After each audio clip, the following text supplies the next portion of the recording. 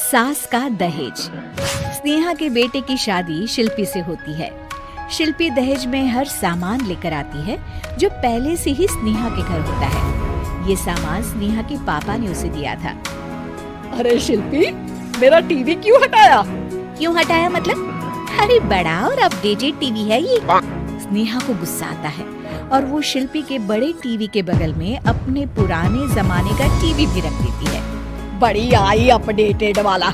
अरे बहुत सारी तेरी जैसी बहुओं को जानती हूँ मैं, जो घर से लाए सामान का रौब दिखाती है। ये ना समझ के हम भिखारी हैं। देख ले, हमारे पास भी टीवी है। ओहो, जो करना है वो करो। कोई मेहमान आएगा तो हंसेगा कि एक ही जगह दो दो टीवी। हंसने दे, दुनिया भी तो देखे कि सिर्फ तू नहीं, मैं भी दहेज लेकर आई थी। अभी तक सब्सक्राइब नहीं किया, जल्दी से बटन दबा और हमारे साथ जुड़ जाए। अब यही हाल हर सामान का हो जाता है।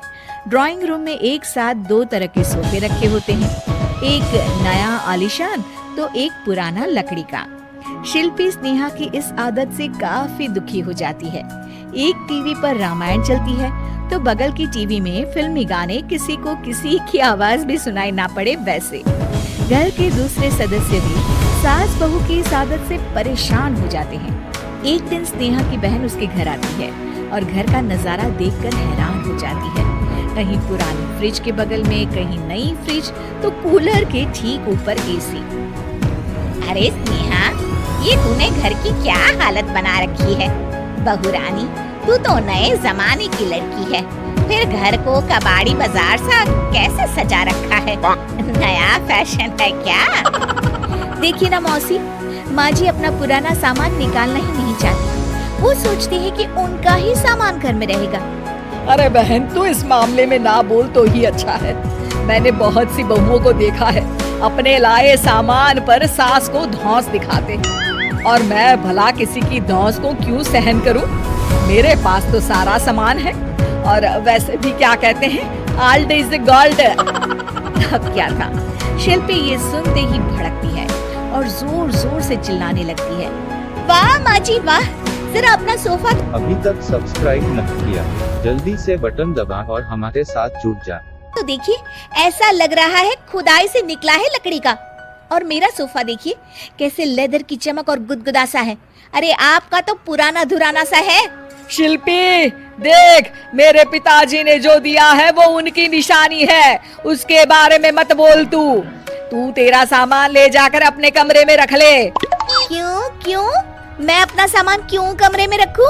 और जो मेरे ससुराल आए वो यही कहे, ओ कितना ओल्ड फैशन घर है। दोनों की बहसा बहसी में मौसी सर पकड़ लेती है।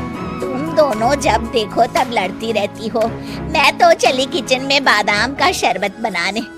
सुन, बादाम का सिलबट्टा जो मेरी माँ ने दिया था उसमें पीस लेना। तो शिल्पी बोल पड़ती है। मौसी कसम है आपको, आप मेरे पापा की दी मिक्सी में ही बादाम पीसिएगा। खैर, मौसी तो जाती है किचन में, लेकिन ड्राइंग रूम में सास बहू की बहसा बहसी जारी रहती है। तभी शिल्पी को गुस्सा आ जाता है और वो अपने पापा के दिए सोफे पर जाकर जोर से बैठती है, लेकिन तभी सोफा जोर से आवाज कर टूट जाता है। हे भगवान! अभी तक सब्सक्राइब नहीं किया, जल्दी से बटन दबा और हमारे साथ जुड़ जा। ये क्या हुआ? ये सोफा कैसे टूट गया? बेटा, अब समझ में आया ओल्ड इज गोल्ड क्यों कहा जाता है। टूट गया ना तेरा सोफा। तभी किचन से जोर से आवाज आती है और मौसी काली पीली होकर किचन से बाहर निकलती हैं। शिल्पी, तुम्हारी कसम के चक्कर में मैंने बादाम के लिए मिक्सी का उपयोग किया था, लेकिन जैसे ही प्लग ऑन किया, अरे मेरा ये हाल हो गया।